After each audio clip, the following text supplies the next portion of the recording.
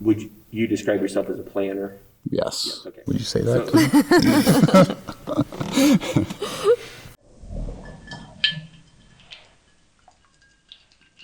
So a perfect Saturday morning for me is waking up early and having the house to myself, getting the coffee turned on, and then I can just go and sit at the computer, review our Quicken budget, and see how our spending has gone for the past week.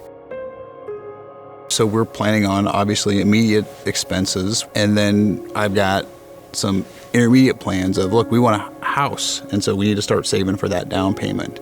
And then longer term plans, whether it's my 401k, and really it all made sense. And giving has been a part of what we've been doing, and it's something that we always did. I don't know if we always put a ton of thought into it, but it was always part of the equation in my budget. One of the ways that we started giving back in our community was through supporting one of the local agencies who works with foster care kids. And as we were doing that, Andy thought it would be a good idea to go to this information meeting that they had offered, and just so that we could be educated on how we were giving and who we were giving our money to, which was a great idea. So after the meeting, we're driving home, and I was feeling pretty good about what we had learned, and I turned to Katie and I say, so Katie, what do you think about that? And then Katie looks at me and she says, what if God's asking us to be foster parents? And that was not what I expected her to ask me. And 2 kids was what I had planned for. She is pregnant with our 3rd kid. And in my mind, I'm going back to my planning and the long range and short range, and this was not on any range of being a foster parent. And it was a big surprise to me.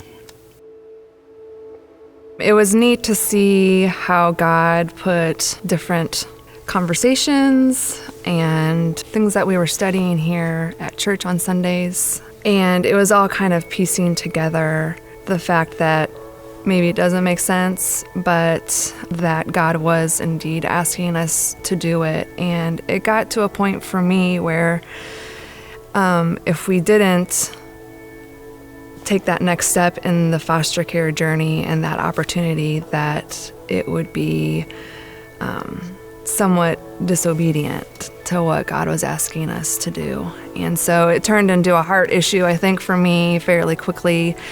And it may not have been as quickly a heart issue for Andy, but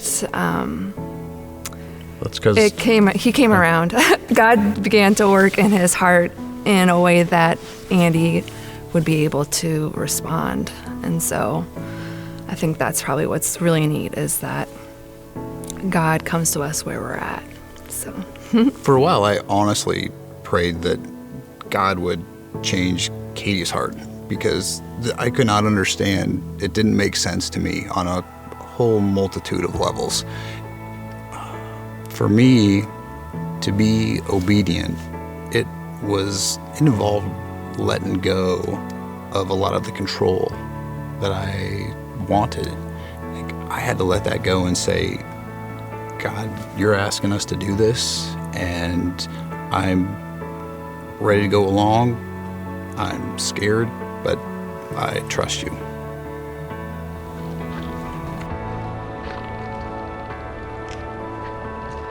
So Noelle is 8 years old now. We met her when she was 3 months old. She moved in when she was 5 months old.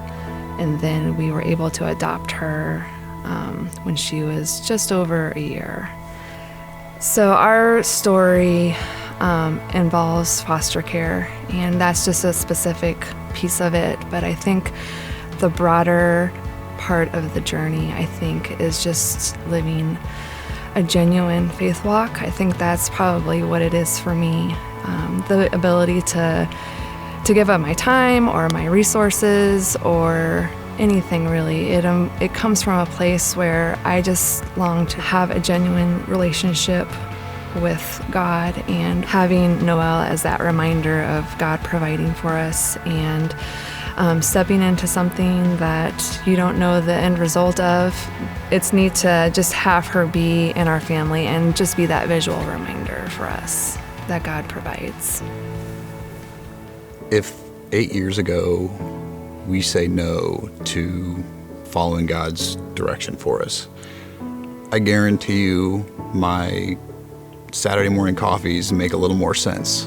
And I know that there would be a little more free time in our day, and I know that our savings plan may have some more dollars in it.